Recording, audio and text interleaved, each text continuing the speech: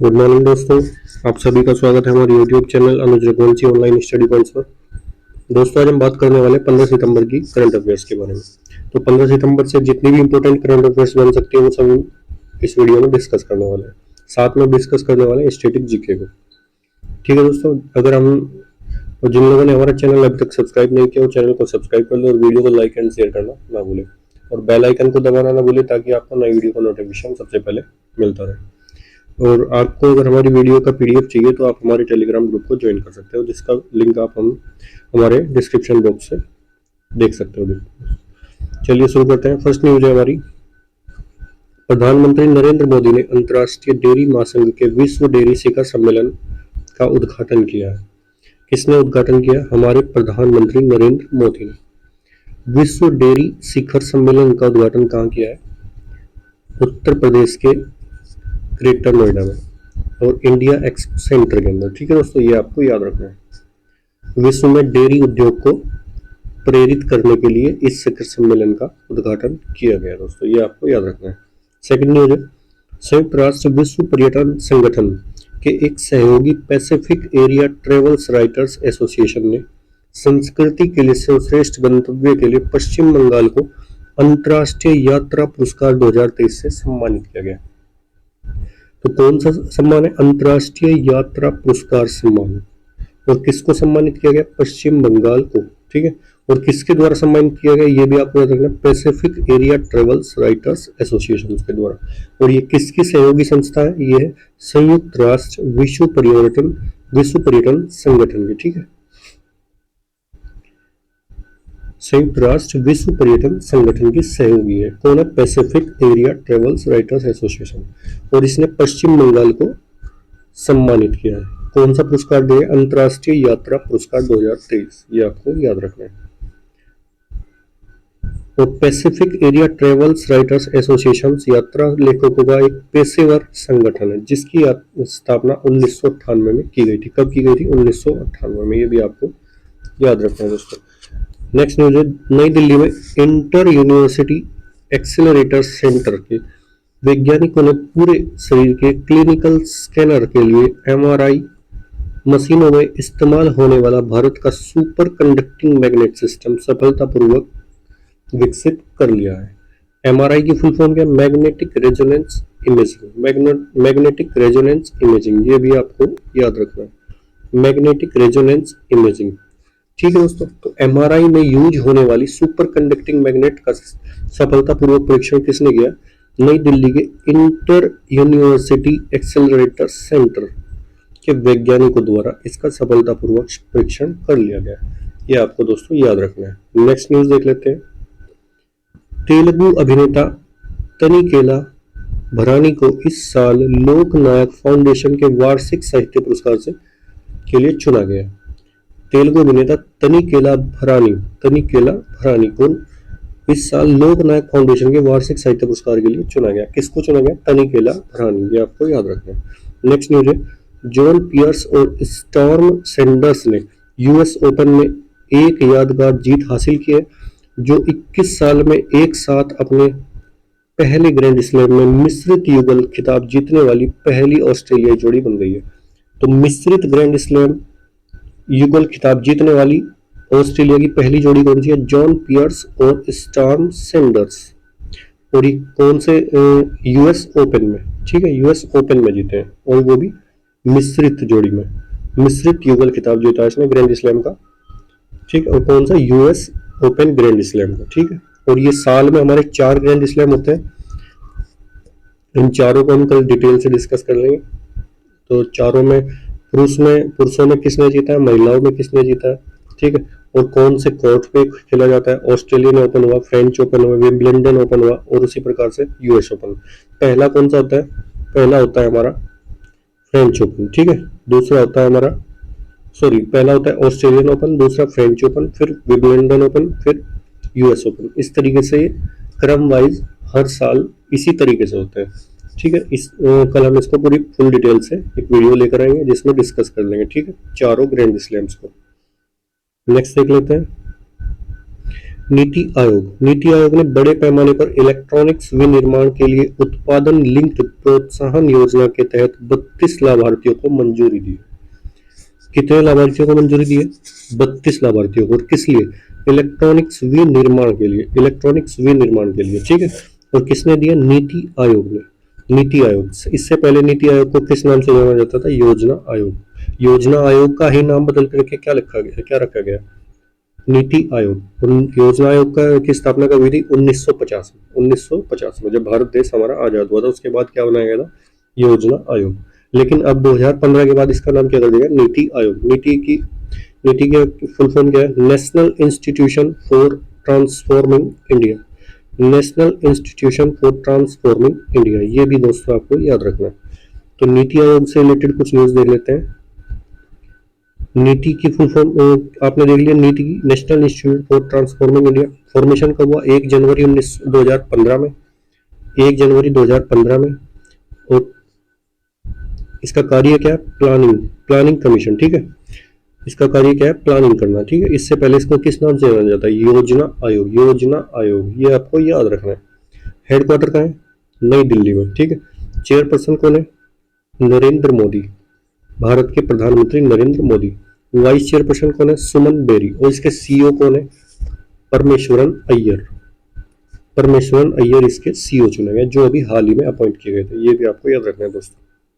Next news है, प्रसिद्ध पुरातत्वविद ब्रजबसी लाल, जिन्होंने 1970 के दशक में के मध्य में राम जन्मभूमि स्थल पर खुदाई का नेतृत्व किया और पिछले साल पद्म विभूषण से सम्मानित किया गया, का निधन हो गया। वह 101 वर्ष के थे। पद्म विभूषण से भी इसमें इनको सम्मानित किया गया। और कितने वर्ष के थे? 101 वर्ष के थे। मोस्टली अगर कोई निधन कोई पूछा जाता है, उसमें पूछा जाता है कि किस फील्ड से संबंधित थे। वो किस फील्ड से संबंधित थे? इन्होंने खुदाई का नेतृत्व किया था। और ये हमारे पुरातत्वविद से, पुरातत्व विभाग से संबंध रखते थे, ठीक है। पुरातत्वविद थे। प्रसिद्ध पुरातत्वविद ब्रजबसी लाल, ठीक है। ये आपको याद रखना है। नेक्स्ट देख लेते हैं।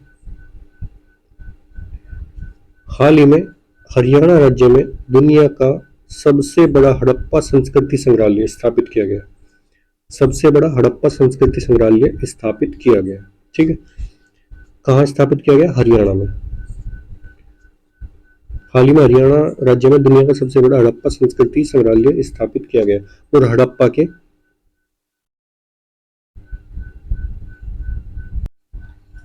और ये हरियाणा के राखीगढ़ी गांव में स्थापित किया जाएगा, ठीक है। हरियाणा के राखीगढ़ी गांव में, ठीक है दोस्तों। और ये हड़प्पा सभ्यता कब की है? 2600 ईसा पूर्व से 1900 ईसा पूर्व की ये सभ्यता है, जो अर्ध ऐतिहासिक काल का पीरियड आता है, ठीक है दोस्तों। कब की है? 2600 ईसा पूर्व से 1900 ईसा पूर्व के समय की सभ्यता है, ठीक है। उसी को देखते हुए हरियाणा के राखीगढ़ी गांव में दुनिया का सबसे बड़ा हड़प्पा सांस्कृतिक संग्रहालय स्थापित किया जाएगा, जहां हड़प्पा सभ्यता से रिलेटेड सभी चीजों का संग्रह किया जाएगा, ठीक है दोस्तों। और मुख्यमंत्री कौन है? मनोहर लाल खट्टर। राज्यपाल कौन है? बंडारू दत्तात्रेय। राजधानी क्या है? चंडीगढ़। प्रधानमंत्री नरेंद्र मोदी ने फरीदाबाद में अमृता अस्पताल का उद्घाटन किया। ये हरियाणा से रिलेटेड कुछ इंपोर्टेंट न्यूज है, ठीक है। ये भी हम डिस्कस कर लेते हैं। प्रधानमंत्री नरेंद्र मोदी ने फरीदाबाद में अमृता अस्पताल का उद्घाटन किया। हरियाणा के मुख्यमंत्री ने पुलिस के लिए ई स्मार्ट बीट की शुरुआत की।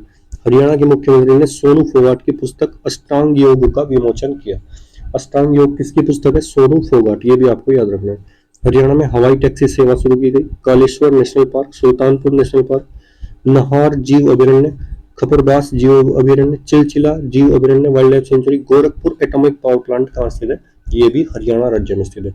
इसमें दो चीजें आपको मोस्टली याद रखनी है। सुल्तानपुर नेशनल पार्क, अगर कई बार क्या होता है कि यूपी के अगर कुछ लड़के हैं पूर्वांचल के, तो सुल्तानपुर नेशनल पार्क देखते हुए क्या लगा देंगे? उत्तर प्रदेश। लेकिन आपको ये गलती नहीं करनी है दोस्तों। सुल्तानपुर नेशनल पार्क कहाँ स्थित है?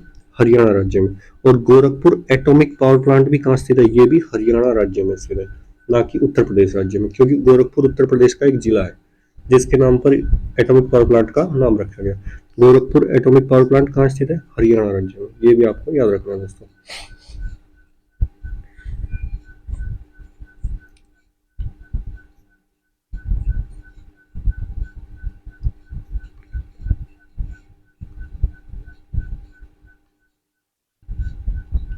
साथ में अभी संग्रहालय की बात करते हैं तो एक लोथल में, गुजरात के लोथल में समुद्री विरासत संग्रहालय का उद्घाटन किया अभी। कहाँ बनाया जाएगा समुद्री विरासत संग्रहालय? लोथल में। लोथल कहाँ स्थित है? गुजरात में, गुजरात के लोथल में। ठीक है, समुद्री विरासत संग्रहालय बनाया जाएगा लोथल में, ये भी आपको याद रखना है दोस्तों। नेक्स्ट न्यूज है हमारी, हाल ही में अमेरिकन एक्सप्रेस ने संजय खन्ना को भारतीय इकाई का सीईओ नियुक्त किया है। किसको नियुक्त किया? सीईओ संजय खन्ना को। अमेरिकन एक्सप्रेस का सीईओ किसको बनाया? संजय खन्ना को, ये आपको याद रखना है। रिलायंस इंडस्ट्रीज 2025 तक गुजरात राज्य में दुनिया का सबसे बड़ा कार्बन फाइबर प्लांट लगाएगी। तो वर्ल्ड का सबसे बड़ा कार्बन फाइबर प्लांट कहाँ लगेगा? गुजरात राज्य में। और कौन लगाएगा इसको? रिलायंस इंडस्ट्रीज। और कब तक? 2025 तक, ये भी आपको याद रखना है। राजधानी क्या है? गांधीनगर। मुख्यमंत्री भूपेंद्र भाई पटेल। राज्यपाल कौन है? आचार्य देवव्रत। ठीक है दोस्तों, आचार्य देवव्रत। और गुजरात से रिलेटेड कुछ न्यूज है अभी हाल ही में, जैसे कि पहला फर्स्ट नैनो यूरिया का प्लांट कहाँ लगाया गया? गुजरात में। फर्स्ट नैनो यूरिया का प्लांट कहाँ लगा है? गुजरात में। नैनो यूरिया जो एक फर्टिलाइजर है, नैनो यूरिया का प्लांट कहाँ है? गुजरात में। और नैनो छिड़काव प्रणाली का शुभारंभ भी किसने किया?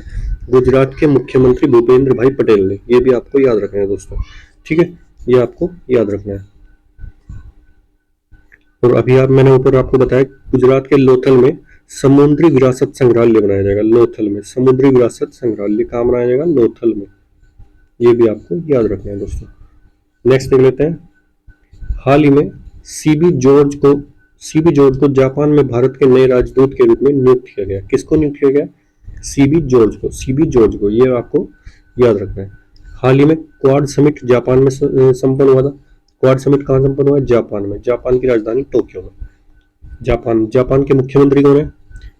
फूमियो किसीडो।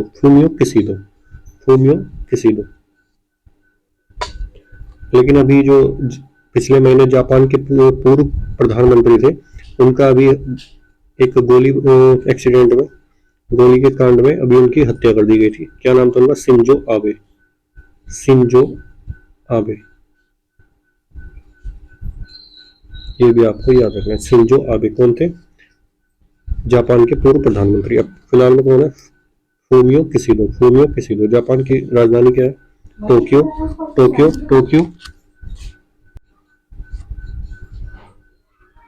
मुख्यमंत्री कौन है? फूमियो किसीडो। राजधानी क्या है? टोक्यो। और मुद्रा क्या चलती है? येन। मुद्रा कौन सी चलती है? येन। और जब क्वाड समिट की बात आती है तो क्वाड समिट को हम डिस्कस कर लेते हैं। क्वाड समिट हमें पता है, क्वाड समिट में कितने देश है? 4 देश है। क्वाड समिट में कौन कौन से देश है?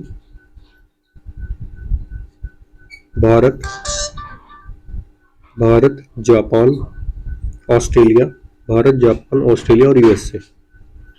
इंडिया, जापान, ऑस्ट्रेलिया और यूएसए, इन चारों देशों का एक संगठन है, उसको क्या बोला जाता है? क्वाड संगठन। ठीक है दोस्तों, और क्वाड की मीटिंग क्या हुई है? जापान में। ये भी आपको याद रखना है। नेक्स्ट देख लेते हैं, हाल ही में छत्तीसगढ़ राज्य सरकार मुख्यमंत्री गोवंश मोबाइल चिकित्सा योजना शुरू कर रही है।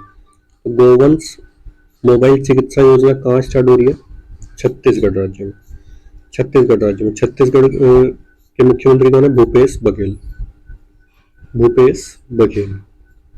कौन है? भूपेश बघेल। और इनकी राज्यपाल कौन है? अनुसुईया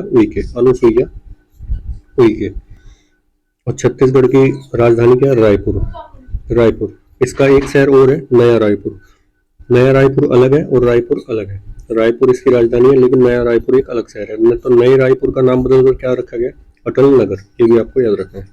मुख्यमंत्री मितान योजना, कौशल्या मातृत्व योजना, ये कहाँ की है? छत्तीसगढ़ राज्य की। प्रत्येक जिले में महिला सुरक्षा सेल स्थापित करने वाले राज्य कौन सा बन गया? छत्तीसगढ़ राज्य ने घोषणा की है कि प्रत्येक जिले में महिला सुरक्षा सेल स्थापित की जाएगी दोस्तों। ये भी आपको याद रखना है। नेक्स्ट देख लेते हैं, हाल ही में नागालैंड में पहला राजा मिर्च महोत्सव मनाया जाएगा। पहला राजा मिर्च महोत्सव कहाँ मनाया जाएगा? नागालैंड में। ये आपको याद रखना है। नागालैंड की राजधानी क्या है? कोहिमा। और ये सेवन सिस्टर्स में से एक राज्य है, ठीक है, सेवन सिस्टर्स का हिस्सा है। जो हमारे सबसे पूर्वी 7 राज्य हैं उनको क्या बोला जाता है, सेवन सिस्टर्स राज्य, उसमें से एक क्या है, नागालैंड, ठीक है दोस्तों। तो इसकी राजधानी है कोहिमा। मुख्यमंत्री कौन है, नेफ्यू रियो। और गवर्नर कौन है, जगदीश मुखी। ये आपको याद रखना है। कुछ और भी देख लेते हैं हम पर्व। नागालैंड का ये एक पर्व और है, हॉर्नबिल महोत्सव। ये क्या है, राजा मिर्च महोत्सव और हॉर्नबिल महोत्सव। ये कहाँ के, नागालैंड राज्य के। उत्तराखंड का क्या है, हरेला पर्व। हरेला पर्व कहाँ मनाया जाता है, उत्तराखंड में। जम्मू का हैरत महोत्सव, कंचोत महोत्सव, नवरेह महोत्सव, ट्यूलिप महोत्सव, गुरेज पर्व और एप्पल पर्व, ये सब कहाँ के हैं, जम्मू कश्मीर के। ये भी आपको याद रखना है। पंजाब का क्या है, लोहड़ी महोत्सव। लोहड़ी महोत्सव। जम्मू कश्मीर का हैरत, कंचोत, नवरेह, ट्यूलिप और गुरेज और एप्पल महोत्सव, ये कहाँ के हैं, ये सब जम्मू कश्मीर के। ये आपको याद रखना है। उत्तराखंड का क्या है, हरेला पर्व। हरेला पर्व, ये भी आपको याद रखना है दोस्तों। नेक्स्ट चलते हैं। जैसे कि मैंने आपको बताया हुआ है कि डेली मैं 5 इंडेक्स आपको दूंगा जो आपको रिवाइज करने हैं, ठीक है। तो ये 5 इंडेक्स हम 3 दिन तक या 2 या 3 दिन तक रिवाइज करेंगे। फिर नेक्स्ट 5 इंडेक्स लेकर आएंगे। इसी प्रकार से 15-20 जो इंपॉर्टेंट इंडेक्स है वो सब आपको याद करा देंगे दोस्तों। फर्स्ट देख लेते हैं, पर्यावरण प्रदर्शन सूचकांक। टॉप पर कौन है, डेनमार्क 180। इंडिया की रैंक है 180। यात्रा और पर्यटन विकास सूचकांक में जापान टॉप पर है, इंडिया की रैंक 54 54। विश्व प्रेस स्वतंत्रता सूचकांक, नॉर्वे टॉप पर है 150, भारत की rank. Global house price index, तुर्की टॉप पर है 51, भारत की रैंक है। World happiness report, world happiness index में फिनलैंड टॉप पर है 136, भारत की रैंक है। भारत की रैंक है 136। ये भी आपको याद रखना है दोस्तों। पर्यावरण प्रदर्शन सूचकांक में टॉप पर डेनमार्क 180, भारत की रैंक। यात्रा और पर्यटन विकास सूचकांक में जापान टॉप पर 54, भारत की रैंक। विश्व प्रेस स्वतंत्रता सूचकांक में नॉर्वे टॉप पर 150, भारत की rank. Global house price index में तुर्की टॉप पर 51, भारत की रैंक। वर्ल्ड हैप्पीनेस इंडेक्स में फिनलैंड टॉप पर है और 136, भारत की रैंक। ये भी आपको याद रखना है दोस्तों। तो आज के लिए इतना ही काफी है। मिलते हैं नेक्स्ट वीडियो में, तब तक के लिए धन्यवाद दोस्तों। और अगर आपको हमारी वीडियो अच्छी लगती है तो वीडियो को ज़्यादा से ज़्यादा शेयर करिए दोस्तों, ताकि ये ज़्यादा से ज़्यादा लड़कों तक, हमारे दोस्तों तक पहुंच सके। तो मिलते हैं नेक्स्ट वीडियो में, तब तक के लिए धन्यवाद।